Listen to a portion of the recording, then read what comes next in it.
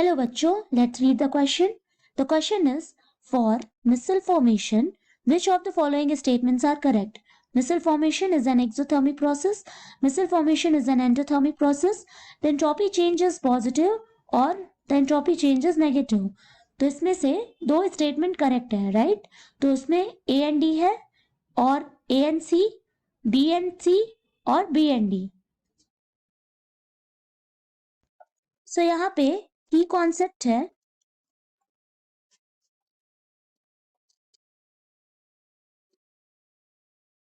thermodynamics of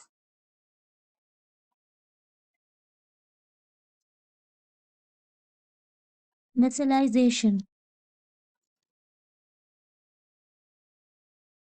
concept को समझते हैं. जब हम किसी सोप को वाटर में ऐड करते हैं, जब हम मिसलाइजेशन की बात करते हैं, तो बिफोर सीएमसी वो एक क्रिस्टलाइन की तरह, इलेक्ट्रोलाइट की तरह एक्ट करता है. सॉल्यूट पार्ट को हम क्रिस्टलाइट कहते हैं, जिसका साइज 10⁻⁻9 से मीटर से छोटा होता है.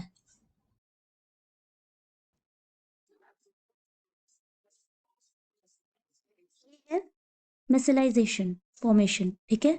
यहां पर अगर हम फेज मॉडल देखें,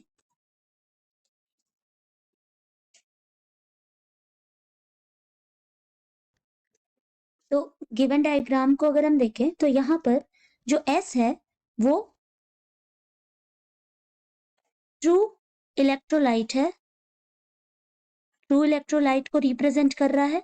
दैट इज वो क्रिस्टलॉइड है.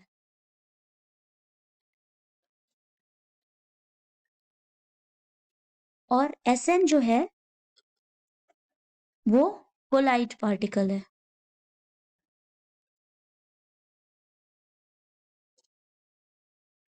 ओके, तो इट मीन्स क्या है कि जो ट्रू सॉल्यूशन है, जब भी मिसलाइजेशन होता है तो जो ट्रू सॉल्यूशन है, ट्रू सॉल्यूशन जो है वो होमोजेनस मिक्सचर है. ठीक है, तो ये होमोजेनस मिक्सचर कन्वर्ट होता है कोलॉइड सॉल्यूशन में.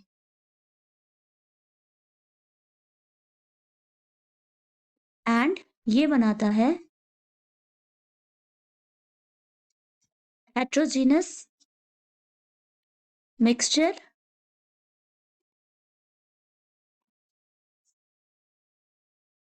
तो इसके थर्मोडायनेमिक्स को समझने से पहले हमें ये समझना होगा कि एक्चुअली में प्रोसेस में क्या हो रहा है कि सोप प्लस वाटर, ठीक है, सोप प्लस वाटर मिलके क्या बना रहा है, एक कोलाइडल सॉल्यूशन, राइट.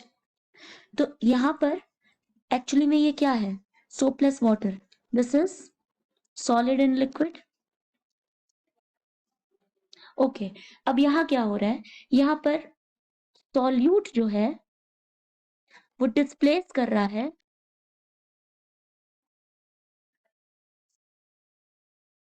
सॉल्वेंट को, दैट इज वाटर को.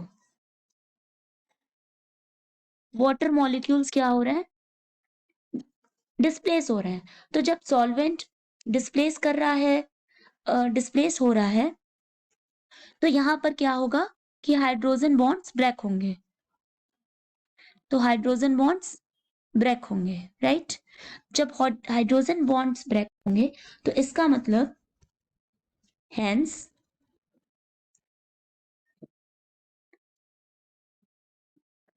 System entropy,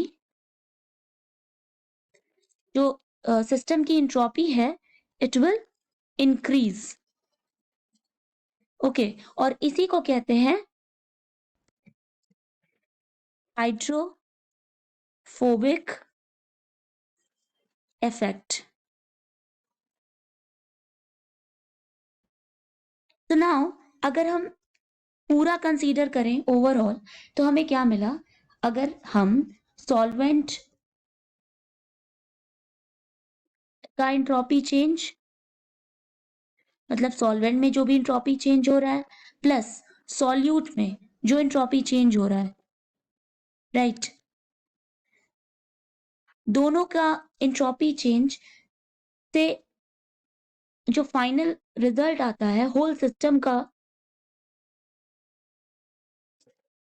entropy change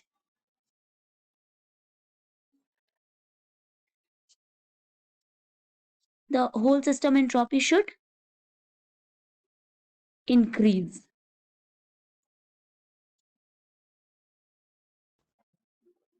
So it means delta F must be positive. तो हमने देखा कि सिस्टम की एंट्रोपी क्या है, पॉजिटिव है. तो हमने पहला देखा कि एंट्रोपी जो है वो पॉजिटिव आ रही है. नाउ सेकेंड अब हम देखेंगे इंथैल्पी चेंज ऑफ मिसलाइजेशन.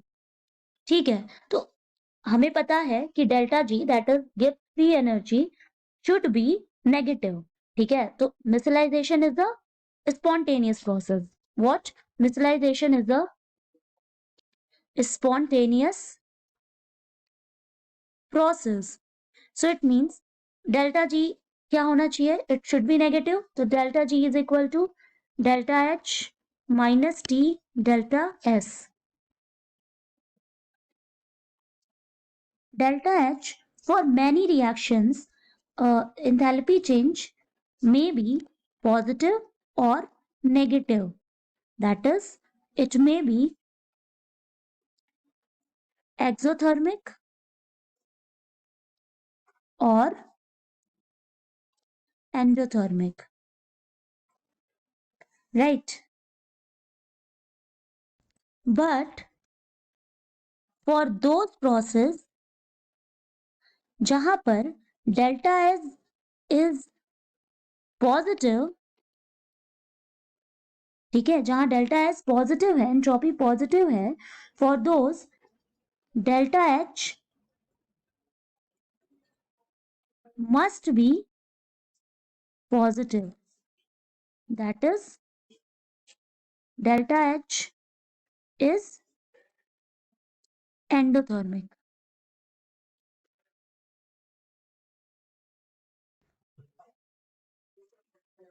Because तभी बस हमारी डेल्टा जी नेगेटिव हो सकती है. तब जब एंट्रोपी पॉजिटिव हो और डेल एच पॉजिटिव हो, तभी यहां पर del G is equal to del H minus P del S gives P energy negative होगी. हमने देखा कि मिसल फॉर्मेशन क्या है, endothermic process है, and the entropy change is positive. It means B and C is correct. So answer C is correct. Hope you understand it well. Best of luck.